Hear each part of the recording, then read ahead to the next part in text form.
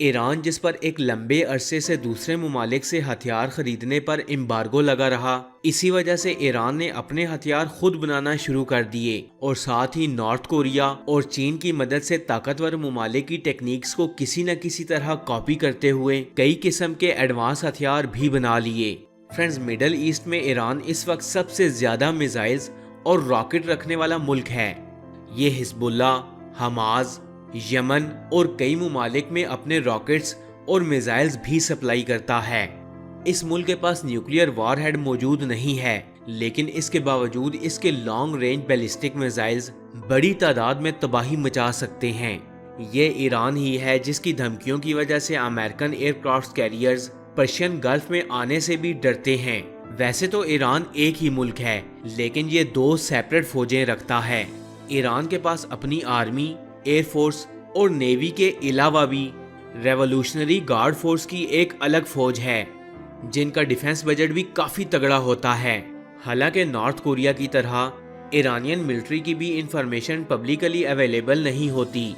اس video میں ہم مختلف سورسز کی ہیلپ سے اکٹھی کی گئی انفارمیشن کے مطابق ایران کی ملٹری پاور کا انالائسس کریں گے اور دیکھیں گے کہ ایران اپنے آپ کو کتنا طاقتور بنا چکا ہے کہ اگر اس کے دشمن ممالک جیسا کہ امریکہ، اسرائیل یا سعودی عربیہ اس پر حملہ کر دے تو یہ اپنا دفاع بھی کر پائے گا یا نہیں۔ تو بنا ٹائم ویسٹ کیے چلتے ہیں اپنی ویڈیو کی طرف۔ ایران کی کرنٹ پاپولیشن 8.7 کروڑ سے ابو ہو چکی ہے، جبکہ اس کی نامینل جی ڈی پی تقریباً 2 ٹریلین US ڈالر سے زیادہ ہے۔ ایران ویسے تو اپنے ڈیفنس پر 10 سے 15 بلین US ڈالرز خرچ کرتا ہے، لیکن لاسٹ ایئر ایران نے اپنے ڈیفنس پر 25 بلین US ڈالر سے زیادہ لگا دیے ہیں۔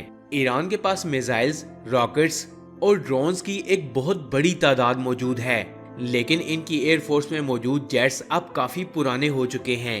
اسی لیے ایران رشیا اور چائنا سے نیو جیٹس خریدنے کی ڈیلز کر رہا ہے، اور اسی وجہ سے ایران اپنے ڈیفنس بجٹ کو زیادہ سے زیادہ کرتا جا رہا ہے۔ حالانکہ رشیا یوکرین وار کی وجہ سے انہیں رشین ایئر کرافٹس کی ڈیلیوری ابھی تک نہیں ملی۔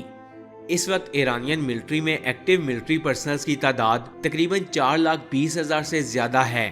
وہیں اسلامک ریولوشنری گارڈ کارپس کے پاس بھی تقریباً 2,30,000 سے زیادہ ایکٹیو ڈیوٹی پرسنلز موجود ہیں۔ اس طرح اگر ان دونوں ملٹریز کے سولجرز کو اکٹھا کیا جائے تو کل ملا کر ایکٹیو سولجرز کی تعداد 6 لاکھ سے زیادہ ہے۔ رپورٹس کے مطابق ایران کے پاس کوئی بھی نیوکلیئر وار ہیڈ موجود نہیں ہے، لیکن عالمی مبصرین کے مطابق ایران ایٹم بم بنا چکا ہے۔ اپنے اوپر لگی پابندیوں کے باعث ایران اسے دنیا سے چھپا کر رکھنا چاہتا ہے، تاکہ وہ تمام ممالک جو نیوکلیئر پاور کا بہانہ بنا کر عراق پر چڑھ دوڑے اور عراق کا ستیہ ناش کر دیا، اب ایران کا رخ نہ کر لیں۔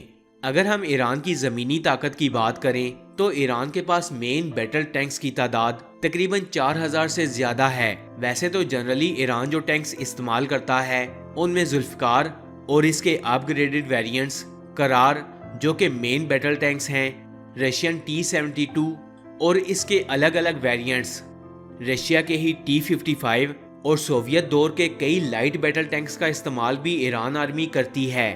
انفینٹری آرمرڈ وہیکلز اور آرمرڈ پرسنلز کی 8,000 سے زیادہ تعداد ایران کے پاس موجود ہے۔